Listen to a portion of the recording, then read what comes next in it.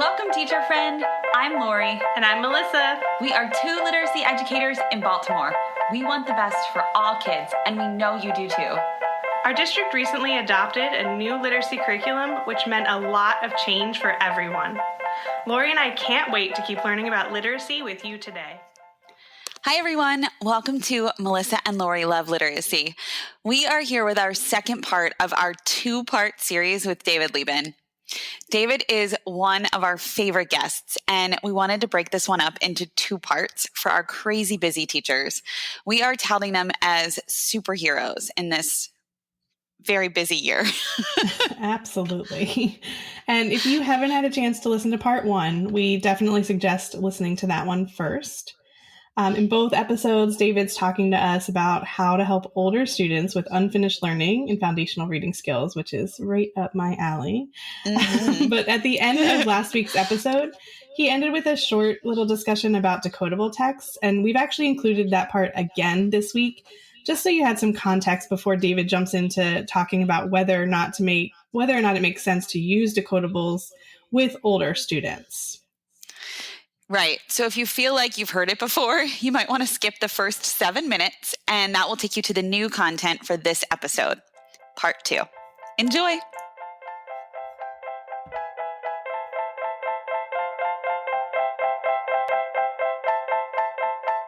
Well, first, I just want to say I've already downloaded the How We Read Graphic Guide to Literacy, and it's amazing. I'm just scrolling through, but I can't wait to actually read it.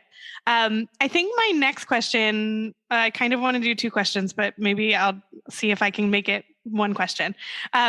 Is there's a lot of debate around decodables and using decodables, and I'm wondering like if those kind of readers fit in at all with older readers. And then if you could also talk a little bit more about fluency, like specifically what if students just need more work on fluency, because I know there's some really quick, easy ways to work on that too. Maybe those two questions go together. Maybe they don't at all. All right. Well, I'm probably not going to be able to keep both questions in my working memory.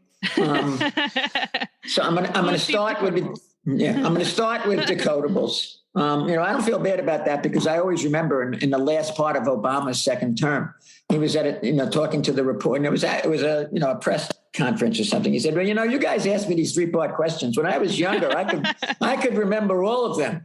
I can't do that anymore. So you're going to have to repeat at least question 3. So I don't feel that bad. And he's like 30 years younger than I am. Okay, let's start with this. There's no research that you have to have only decodables at any age. That's number one. Number two, there's a really good paper. And again, you can get this and put it on your site. Just ping me that it's actually a review of some research. There's 2 papers that I'm going to say. One is written by Marilyn Adams. So it's really well written and really clear. And to you users who don't know the name, because she's kind of hasn't been around much lately, Marilyn Adams is one of the 2 people who wrote the foundational skills standards. And also a book called Beginning to Read in the 1990s, which is more cited than any book in the history of foundational reading. So what the point that she makes is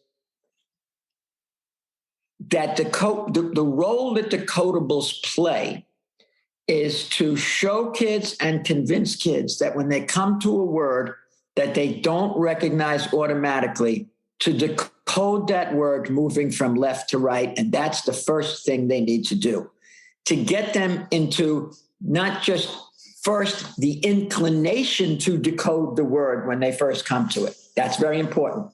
The role of decodables is to get them to have the inclination before anything else to decode that word, spelling, sound patterns, linguistically, phonetically, etc. And secondly, as a result of the inclination, for that to be a habit. Now, of course, the 3-part cueing system blew this whole thing out of the water because it put everything on equal footing. I mean, that's giving it the benefit of the doubt. I really think that they said a lot of instructions said use the picture, use the context. But clearly they said for decades, they're all equally important. And that did, and as you both know, and as I think a lot of your listeners know, that did an enormous amount of damage. So the role of decodabilities is to give kids the inclination, and the inclination over a period of time becomes the habit. That's number one. Number two, the sooner the better. Decodables have a bigger bang for the buck in kindergarten and first grade by far than they do in second grade, and a bigger bang for the buck in the beginning of first grade than they do in even the middle or the end. So that's number two. Number three, there's the only synthesis of reviews on decodability is at least 10 years old. I can send you it. It's by two people called Cheatham and Allures. I'm not sure if I'll pronounce them Cheater the right name. Cheatham and Allures, it kind of sounds like allure means, I think, going away or something in French. So it sounds, Cheatham and Allures sounds like either a corporate law firm or a group of bank robbers. But at any rate, you don't even want to know what I was thinking when you said it. I was thinking it was like a new Tiger King or something. But it's really good work. And what that work shows is it's not decodables, it's decodability. The kindergarten, first grade, they need me a good number of words that have phonics patterns that students have been taught or are in the process of learning, so that they can develop the inclination to decode and the habit of decoding first. However, if the only way that every word could be a decodable is if the only text that students read in kindergarten or first grade are decodables. That's not a great idea. And research. Why not? Yeah, tell us why. For two reasons. First of all, other than geodes, as you guys know well, and geodes is the decodables written for wit and wisdom, which are works of art and poetry, which should be admired for future generations. But other than those two, decodables, a lot of them are not great in terms of garnering interest, et cetera. Yeah. But that's not even the biggest problem. The other point is work by a woman named Donna Scanlon, Scanlon, and that's something else I can send you. It doesn't get the attention it deserves. And her work has actually showed that when kids have a chance, when text provides students an opportunity to decode first and foremost always, but also to check their work in context. If they're not sure of the word, then it really is a good idea to use the context and then learn how to use the context as a secondary or backup. I can't say that enough. And then go back to the word and look at it again. So in other words, the ideal way to do this is first try to decode. If it doesn't work, use the context. Then go back to the word and say, okay, I now know this word means bridge. I figured it out. What's making these sounds? I know BR, so that's bruh. IDGE must be idge, and it's bridge. So you fail to decode, you go to the context, you determine the word from the context, you go back to the word, and you do essentially what Linnea Erie calls orthographic mapping. Move from left to right. I know what this word is now, and I know, let's see, how did it make these sounds? That's the way to do it. And I wanted to be so sure that I was right about this, that in a personal series of emails with Marilyn Adams, she said, that is exactly what you do. So you need books that provide multiple opportunities like that. I'm going to stop for questions and comments before we go on to older students, because as with everything else, it's 10 times as tricky when we move into the older grades. But first, questions or comments about that? I'm wondering about why, what is the research behind it that led to that conclusion? Are there bodies of research or is it just the study? The first conclusion about inclination and habit, or the second conclusion about use of context? as a secondary source can be actually powerful.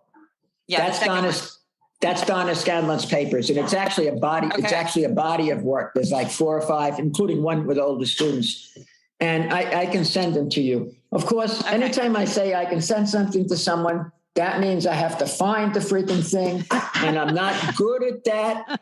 We can look it up too. I just didn't know if it was like one report or multiple, and I think that's no, Scanlon's and to model good habits of asking that. Yeah, no, that's a good question. And Scanlon's work is a whole body. It's been, I think it's certainly her major work over her life, over her career. Awesome. Okay, I wrote her name down, so we can look it up too, David. Okay, good. Because one of my favorite people in my work in education, Silas Kulkarni, once said that, David, your mind is like a book without a table of contents. That's a really good analogy. I like it. I love that. Should we go on to older students? Yeah, let's do it. Okay, so you need older students. It's the same thing. They need to develop the inclination and the habit, probably even more, because they've been taught with a 3 queuing system for who knows how many years. Right. And so you got the decodables, and even if they have geos, it's not designed. It's not part of the 5th grade program in written wisdom, and there's really very little decodables. There is a decodable series that Meredith found in her work with adult education. I only looked at it briefly. It's certainly better than it's designed for adults, so that's somewhat helpful. But we want kids to read A, engaging text, B, tier 1 text as much as possible. So how do we do that and give them this kind of inclination and habit to get into the habit, rather, of decoding first?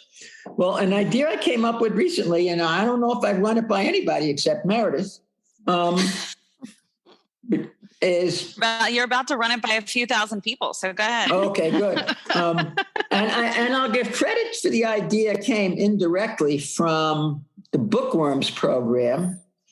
Oh, and I'm forgetting the name of the author of Bookworms.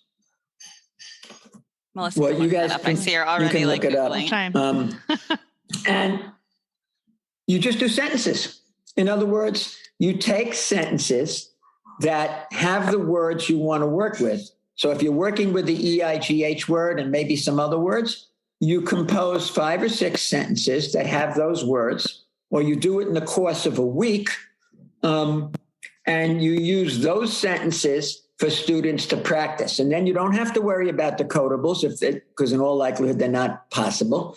But you have instead a series of sentences that are very dense with words that students are either learning the phonics pattern now or have learned. Now, you could make those sentences kind of funny, and that would be great. But if they're not terribly interesting, you're only talking about 5, 6, 10 sentences. You're not talking about a work of literature or something like that. I believe, I'm not 100% sure of this, I know that there are computerized random sentence generators. I don't know if those sentence generators, that comes from the field of computational linguistics, which I don't want to put myself off as an authority in computational linguistics or neurolinguistics, another thing that I've been reading lately. But there's a good chance that the program can be written where you feed in the phonics patterns that you want, and the computer pumps out 5 or 6 or X number of sentences. We're heavily invested with those phonics patterns. But sentence patterns is another way to get away with that problem. And it kind of fits right in with chapter 7, where you're pulling everything you can out of tier 1 instruction. So that was that's a really important point. Sure. Okay, so I'm just going to summarize that. So what you could do, if I'm a teacher listening to this podcast and I'm thinking, okay, I have a curriculum that is considered high quality, and I want to have some decodable experiences for some of my struggling readers. I know I'm already doing some of the things that David mentioned. I have some fluency work. I'm doing some foundational skills work with my students in the form of these really fun games that he just talked about. I also could pull some sentences when I notice that some of the words are tricky for my students, and I can pull those sentences and I can either pull a series of sentences from the text, or I can use words that I'm finding my students having a tricky time with, and I can create my own sentences, like 5 or 6 sentences, and then that can be the quote decodable. It doesn't need to look like, a typical decodable, because for older students, that's potentially not appropriate or even feasible or even maybe even necessary. Is that right, David? That's absolutely right. And I just got a really good idea. Because, the funnier you can make, the funnier and more wacky you can make those sentences, without reverting to anything that involves a criminal act or sex, is to make them as zany as possible. And ask the whole class, have contests. Here's our words this week, gang. We got EIGH, we got LY, we got Y at the end of a sentence, et cetera, et cetera. Let's see who can come up with the most really weird, wacky, wild sentences, whether they make sense or not, because the sentence doesn't have to make sense. It only has to be grammatically correct. Right. And make it into a game, make it into a contest, and have the kids do the work. You can't beat that. Can you use, David, could we use the words that they're already using for the foundation, some of the foundational skills practice? Yeah, that's what I mean. That you want it to be what, let's say you pulled out of the tier 1 text, as I said, the EIGH words and 2 or 3 other words. Then you use those, you hand those out to the kids, and you give them the better way to do it is next week, you might want to work, you think you're going to work on sections on a different phonetics pattern. You're going to work on AI, or you're going to work on R-controlled vowels with AR, ER, and OR.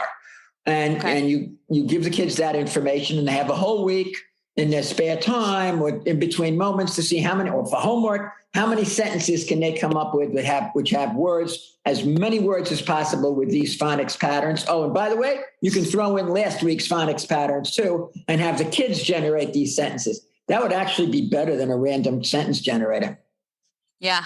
David, let me ask you something. So I always put things in terms of the high quality schema that I know, which is wit and wisdom. So I'm going to just kind of like dive in very quickly and zoom in to put into context what you've just said, but I want you to affirm that it's accurate. So in wit and wisdom, we have our core text, and if I'm a wit and wisdom teacher, I can, teach my core instruction, but I also know that fluency is included with wit and wisdom. So there's small chunks of fluency, chunks of the text that are pulled out for fluency practice. There are fluency passages for students, K through 8. And then what I may want to also do is if I see that I have like older students who are struggling, so, grades, maybe, what would you say, 4 and up, they're struggling. I might play these games. I'm just thinking of where foundational skill programs may not provide coverage. So I guess if you're only foundational K through 2, then I do this 3 and up. If you're, if you have a foundational skills program that also addresses 3rd grade, then I do it 4 and up. But I also think these games kind of can't hurt, right? Like in addition to, if teachers would like to do this, that then I'm creating these games based on the text. So it's super integrated into what I'm doing. It's only taking, as we just talked about, like 10 minutes. And within that, we're doing a game or an activity that supports the foundational skills, like repetition and practice. But then I'm also going to have them read these crazy sentences that will help their fluency for these words in context. So if I'm the teacher, I already have high quality materials. I really only have to do the part that is like the creative part. Like I can feel confident that my tier 1 text is addressing all the things that you said. I have a fluency component to that program. And then I'm doing the part that like really focuses in and like notices what my students need. Is that right? Like, is that accurate? Yeah, that's absolutely right. And what's behind your understanding is there are some kids that if you have a good fluency program, and I know Wit and Wisdom does because I helped them with it. If you have a good fluency program, that's all some kids need, but there are some kids who need word work and are not going to get where you want them to get without fluency. And what you described is exactly what the trick becomes. Can you pull these kids out who've been suffering since kindergarten and separate them from everybody. I like to avoid that completely. And before we leave, let me talk about the course that I'm working on with Student Achievement Partners called the Humanities Accelerator course. If you have to, if you have to pull them out, if that's the only way to do it, that's better than nothing. But if you've used the guide to reading, if you've talked about it, if those kids understand that their problems do not reflect a lack of intelligence, then pulling them out is way better. Then it becomes a whole different ballgame. But without that, pulling them out is always going to be difficult. I would rather try to keep everybody together. And if it's fun and snappy, you could do, and 5 to 10 minutes or whatever, you can do that. But I don't want to underestimate the difficulty of doing that, of all of that, both emotionally and logistically, and teaching is freaking hard. That's right. Yeah. I mean, I was a principal for 10 years. It was more, there was some intense moments more than as a teacher, but it was not harder than being a teacher. I appreciate you saying that. I appreciate you saying that. You can't escape when you're a teacher. You're on all the time, and if something went wrong, the residue is going to be there the next day. Principals can still hide for at least part of the day, even good ones. All right, we're going to take you in one last direction, and this is mostly about older students, but it can apply to younger students as well. And it's kind of about it's independent reading. So I learned in my reading program, right? Like if you get a student to just find that right book that they love, then they're going to be motivated, right? Then they're going to love reading, and then that's going to change the course of the way they go. And I think some people still have questions about that. I think some people probably still are in that same boat of like, I just got to motivate them and find books that are interesting for them. And then other people are hearing things like once someone wrote to us and said, we heard on your podcast, Nell Duke said that research out there just doesn't support independent reading. And then I know that you have a stance of some sort on this idea of a volume of reading. And so I just wanted to throw all of that out there and get your thoughts on how could that help older students as well? Okay. Nell is right. And Tim has said the same thing, and others, I'm sure. If a student is in the 5th grade and they're reading at a 2nd grade level, then independent reading, no matter how much they love the book, is not going to bring their fluency to a 5th grade level. They need to do the kind of fluency work that you all know, that Wit and Wisdom does, and that you know from your own work, and that many of your readers do, with choral reading 7. And buddy. Yes, with grade level text. So that's a definite. So then, what's the role of independent? But then you end up in a position of saying, there's no research showing that independent reading will improve weaker readers. Well, the problem is that independent reading of a text to students, meaning text that students are reading independently on their own, that they can read on some level. They may make some mistakes here and there, but they can read it well enough to get a sense of the text and what's going on. That will improve their vocabulary and their knowledge over a period of time. That is for sure. And connected to that, if it's a series of texts on a topic, if the reading they're doing is on a topic similar to Wit and Wisdom and the other knowledge-based programs, that will even improve their vocabulary and knowledge more.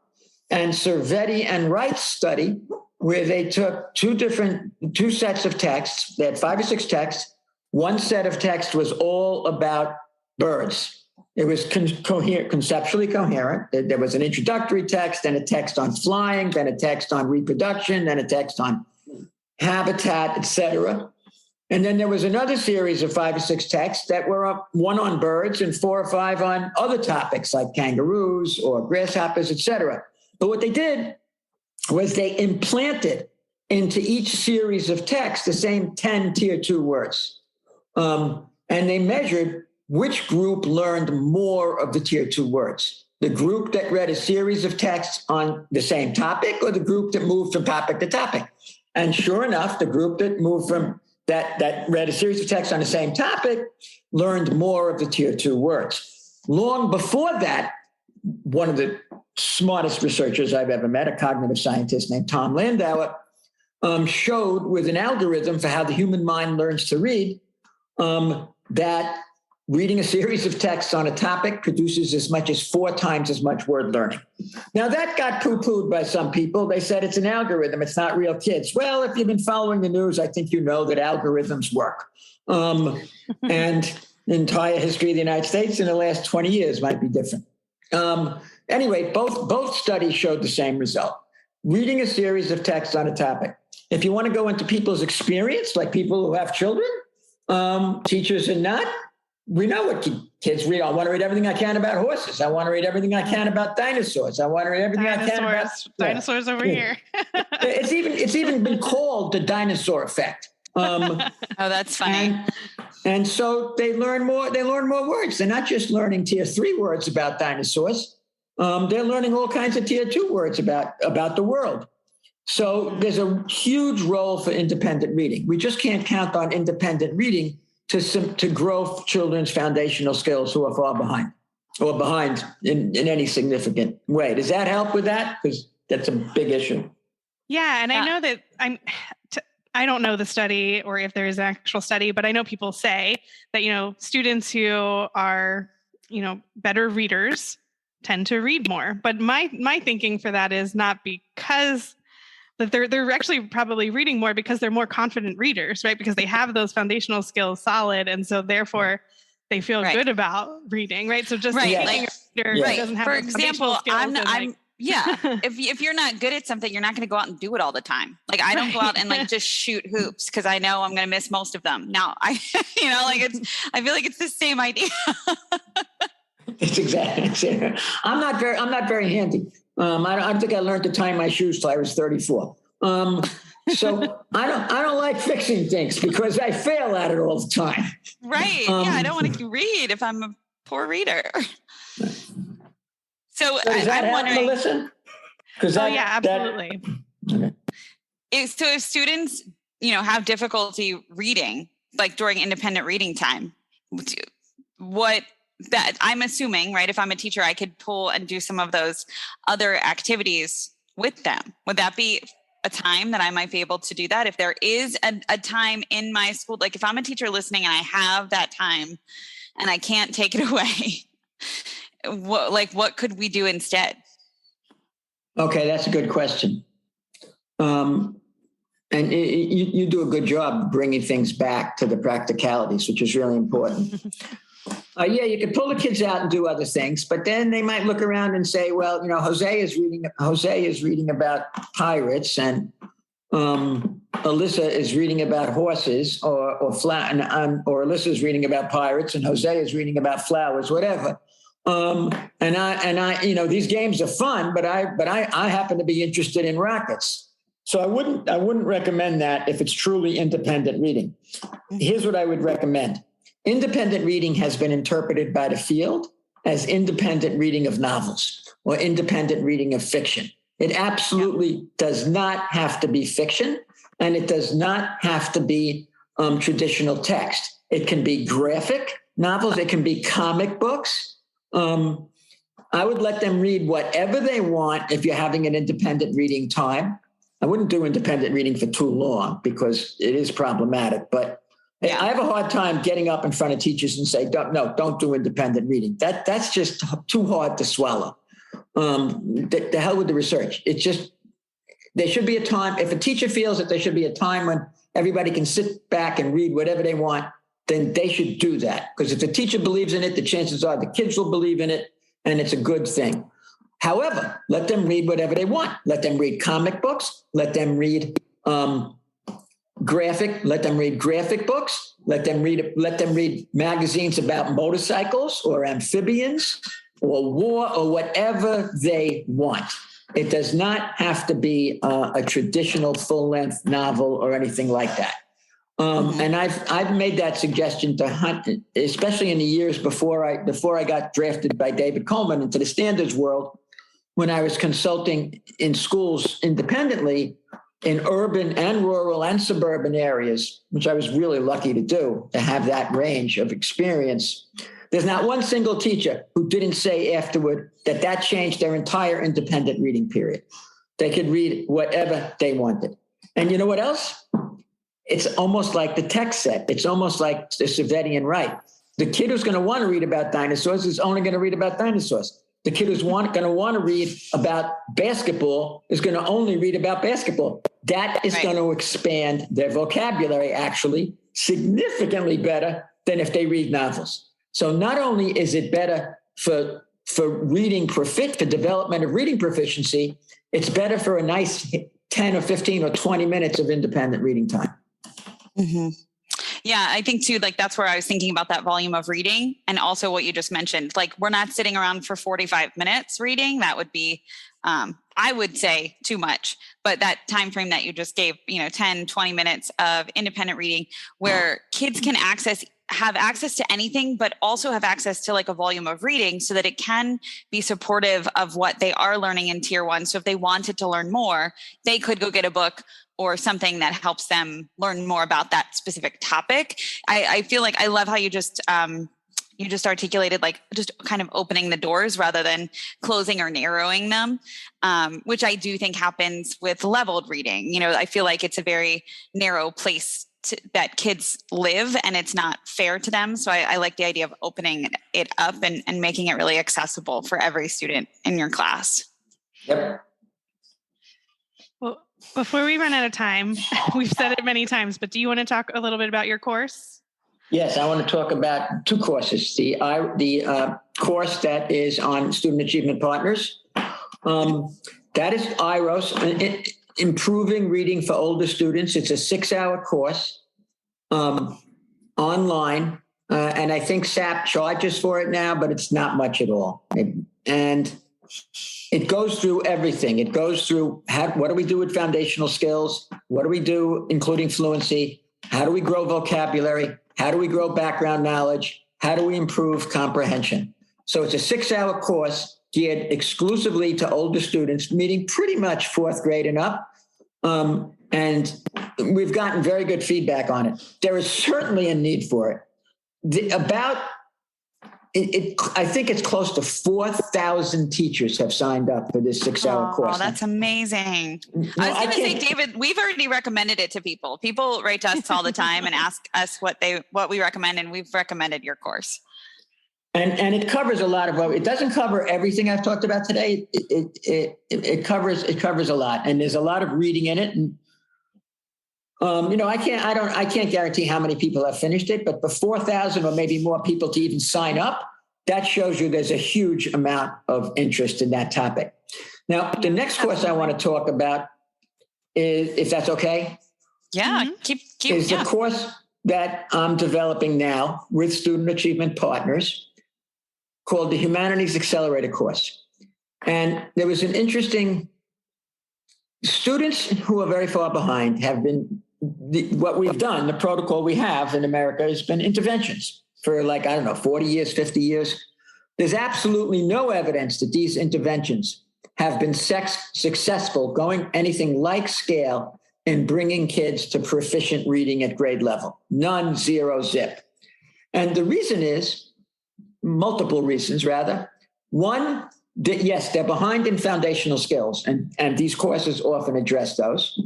But if they've been behind in foundational skills all these years, as we've discussed, and as you know, and as I'm sure many of your listeners know, they're also behind in vocabulary. They're also behind in knowledge. They're also behind in the comfort and knowledge and awareness of complex text. And they also don't have any confidence. So if you don't address all of that, you are not going to bring students to proficient reading. It is impossible to address that at the high school level in a 47 to 53-minute intervention block. Absolutely impossible. And that's why the research shows there's no results. The other thing that confirmed this Student Achievement Partners did something I thought it was very smart because I never do anything like this. They took a survey of the thousands of people who've taken this course, and they put things in different categories, like confidence. What are the problems you see? Confidence of students, foundational skills, vocabulary, et cetera. But they also included time. And by far, the greatest, and they asked teachers to rank it. And by far, number one was time. The teachers know the truth, even if the rest of the educational world is lost in some kind of dismal fog. There's no way we're going to help these students without giving them the time that they need. The Humanities Accelerator course is designed as a 3-period class. It integrates social studies and ELA so that you have time to build in what we know about helping these students into both areas. And it involves professional development in both in how to do this. And then it's got a 3rd period, and the 3rd period is key. It involves personalization based on the topic. So let's say the topic is immigration that they've been studying, and they've been reading texts on immigration.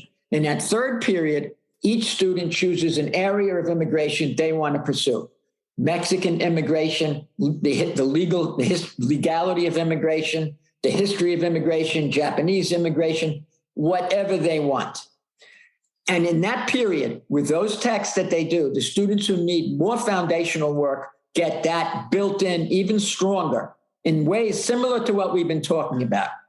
So they have a chance to choose what they want connected to the core topic. Not only that, they have a chance to choose how they present their information. It does not have to be a standard research report on Mexican immigration or on Central American immigration. It could be a research report, but it could also be a Vimeo, a video. It could be a debate. It could be a dialogue. It could be any number of ways to present a skit, a play, any number of ways to present that information.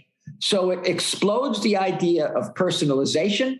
It explodes the idea of support built in to tier 1 text, and everybody is together. You walk into the room, you don't know who's reading at an 11th grade. It's a 9th grade course. You don't know who's reading at an 11th grade level. You don't know who's reading at a 3rd grade level. Everybody's in it together. And that's the only way we see of building these kids' confidence and SEL. And the course begins with a 3-week module called the launch module using the guide to reading that I discussed, so that every kid begins the class learning about the psychology of reading and how the reason if they're struggling, this is why they're struggling. And we've got the graphic guide. Denver is piloting this next year in the 9th grade and the 6th grade. In the 9th grade, they had no high school curriculum, so we're working to find the right one. In the 6th grade, they're using EL. And we are going to work with pilot schools at both grade levels to develop the Humanities Accelerator course. Washington, D.C. is thinking about it, and I'm working with someone there. They're looking at it for 23, not 22, which I think is smart because this is not an easy thing to develop. And I'm hoping to go after a district very close to both of you very soon. And I'll be very pissed off if they don't respond. I hope it's Presley School District. I'm going to just be selfish in that. I'll give you my address and you can let me know. Okay. I'm going to guess you might talk to Mark Etienne about it. Yes. So that's the Humanities Accelerator course. It's really hard to get high schools to make a major change in their structure. I compare it to going to the Vatican and asking them to consider a more bottom-up approach. So it's just so hard for high schools to change, but there's no way we're going to help students without doing something like this. Yeah. Well, we appreciate your radical understanding your need to understand the radical change that needs to happen. I will get that out one way or another. Oh, yeah. Well, before either one of you were born today, David. I was going to say that before either one of you were born, I was a student radical.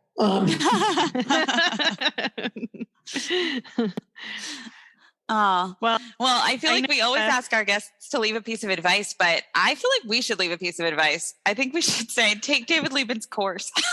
right. And convince your school to do Humanities Accelerator course, or to at Yes. least contact David Lieben about looking into it. Yeah, and Meredith worked on this too with you. We want to make sure we give her some credit. Meredith absolutely worked on it originally, and also Sue Pimentel. Right now, it's me and a team from SAP. Okay, awesome. And I'll add in there too. You mentioned it before, but your book really is so helpful. Say the name of the book. It's blank. No better. Do better. And that's I thought you were talking about the graphic novel. The book is amazing. The graphic novel is amazing. I haven't read reading it. Well, yeah. But the book really is so helpful. It has really specific things that, if you have older students, that the way we described, it's very specific things people can try. And I mean, you have like the steps written out, resources they can very go easy to understand too. Easy to understand. It's not a tough read. We're very helpful.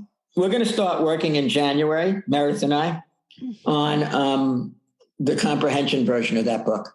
In other words, to pick up where foundational skills left off. Mm-hmm. And we're hoping, although we'll inevitably have a chapter in the very beginning, but on foundational skills, but we're hoping to have that same combination of practicality and clarity based on research. I'm looking forward to it. It's a little harder with comprehend. When you got to grasp, you got to bring everything together. Right. And that, but it's important to do that, and I'm looking forward to it. And we have to find a publisher. The publisher for Know Better, Do Better actually reached out to us, and people say that's very easy. They say the hardest thing is finding a publisher. Well, the publisher found us.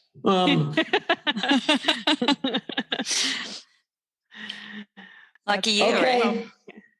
Thank you so much. Thank you so much, David. It's always a pleasure talking with you. And good. We can't get enough of you. I enjoy working with the two of you. And if you need, if you fail to find anything that I talked about, email me and I'll figure out some way to have Meredith find it. Excellent. We will. Okay. Thank you. Thank you so much. Bye, have a great night, David. Bye. You too. Bye. Bye.